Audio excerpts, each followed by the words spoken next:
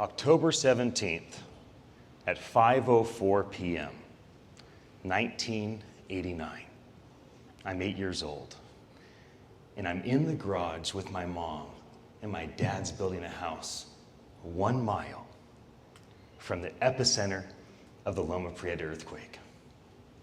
And I'm just sweeping the floor, and I'm probably whistling, thinking about being here at 40 years old with all of you amazing people, because I was a dreamer. One day I'll be on a hoverboard, and I'll hold a microphone, and people will listen when I talk. And all of a sudden, the house starts shaking. Now, you know me, I'm 8 years old, so I'm like, Dad, stop shaking the house! My mom hates earthquakes. She screams, run, run, grabs me by the collar, and she drags me out of the garage. And I look up at the house that I spent 15 years growing up in, and it's going from side to side. And my dad loves earthquakes. And he's saying, yee-haw! He's on a wild roller coaster ride for free. Now, it was interesting how he went from yee-hawing to ah over time.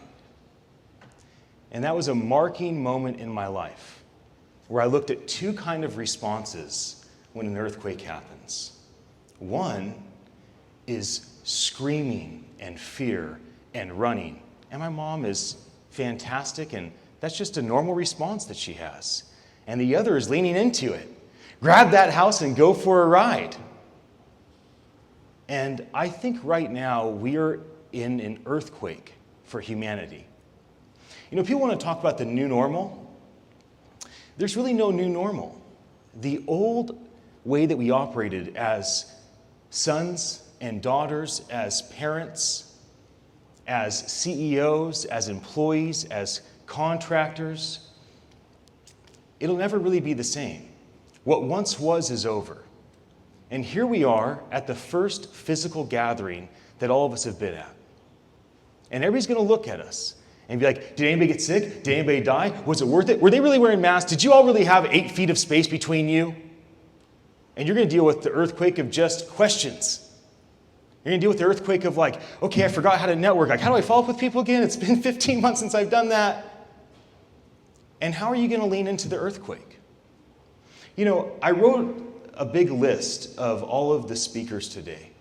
I will say this about Attention Live. If Attention Live is not successful, there'll be a competitor to our company, and they will be successful. So it will either be my team that's been with me for 10 or 15 years, or it will be somebody else that executes better than us. But the company that fulfills the vision that I'm trying to manifest will unlock trillions of dollars in the global economy because we figured out a way to create a communication tool that's as easy to turn on as a light switch, as easy to use as running water, even though it's as hard to understand as a microwave or a rocket ship. And most people can't even understand CryptoKitties or NFTs, let alone voice as an interface or being able to create all of this mass distribution, track everything, monetize all of it at scale in real time. We were so excited about our product that we finally launched in 2019 that we just started using it, and then we realized, man, there's a lot of manual stuff, so we had to rebuild it. We rebuilt V2 and have just finished and launched that. You know, the world's becoming automated.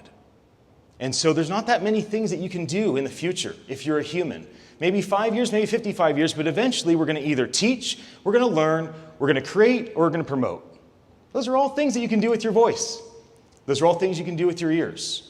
And as the 3 billion people across the world that make less than $2.50 a day, as they get the internet and they become part of the global productive society, because of the voice industry, they will be able to communicate with us in a way they have never fathomed before. And instead of us sitting down and watching Netflix with our undivided attention and undivided attention for YouTube, everybody will be passively just consuming content. And maybe we'll be interested in hearing people's war stories of their ancestors in that far-off jungle and tribe. Maybe we'll want to know how this group of people that we don't speak the same language, but they really rear children well. Like their kids grow up respectful, honorable, productive members of society. And we want to be impacted by how they do that. I mean, I'm a visionary, right? And if you think like me riding around the one wheel or me doing the job of a handful of media people right here at my desk and I'm taking notes about the things you're saying, if you think that's complicated, what we built at Attention Live is really, really special. Please go to attn.live. I've worked very hard to communicate what we're doing. And I say, hey, if you're trying to explain it to Grandma, Grandma, it's kind of like radio and the flea market and the post office. It's live social audio with a marketplace to monetize that audio with mass distribution. Let me end by saying why you inspire me. I considered not even talking about Attention Live, but I felt it would be disrespectful to do so. But you can find out everything you want to know about our company on our website. And I hope that all of you and your network will become our clients. I hope that many of you will become strategic partners. Maybe some of you will become investors. Bradley, I am really proud of you, man, as a friend and as a peer. This is a very difficult thing to do. A lot of shades being thrown at you for doing this. Thank you for having the courage to do this.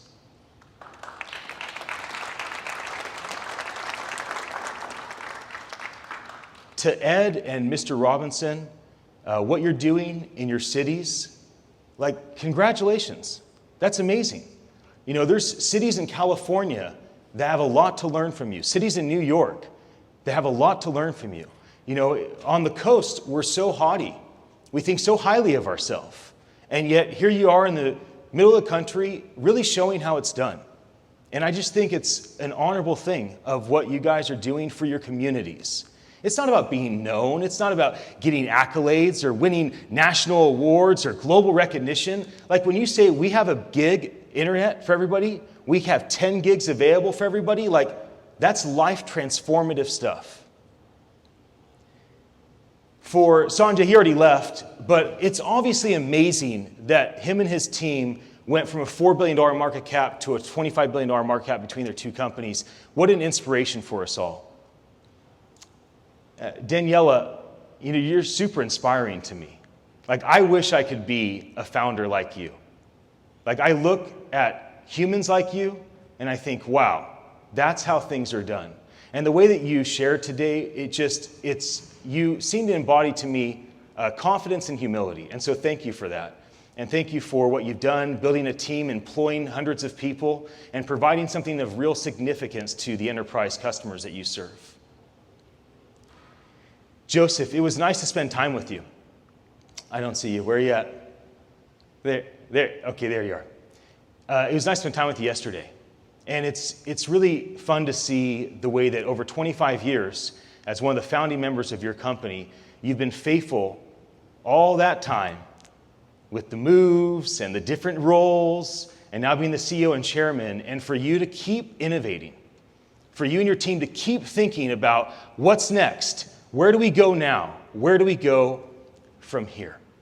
And so I salute you. I hope that I have the faithfulness to do that and innovate in the same place decades from now.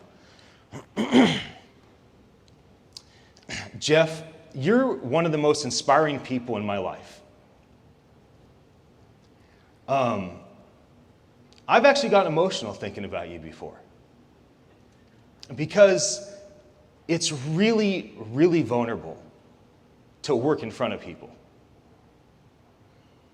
If you're an independent entrepreneur and you're working in front of people and you're documenting your career, going live 2 hours a day, the transparency, the authenticity, it's overwhelming what type of fears you've had to overcome. To do that at Amazon, I salute you, bro. Really. It's amazing. Julie, you embody so many wonderful things. And I'm so thankful that you're different than so many teachers that just retire. And knowing that your husband and you have 3 companies, knowing that you don't have to do anything. Like, you don't have to grind. And your grind is like a dance to me. It just feels like you float through the voice industry. And you bring a lot of smiles to faces and to hearts. Don't stop what you're doing. For the VoiceSpark team, it's been great. I lost them. I thought they were there. There they are. Okay, hiding.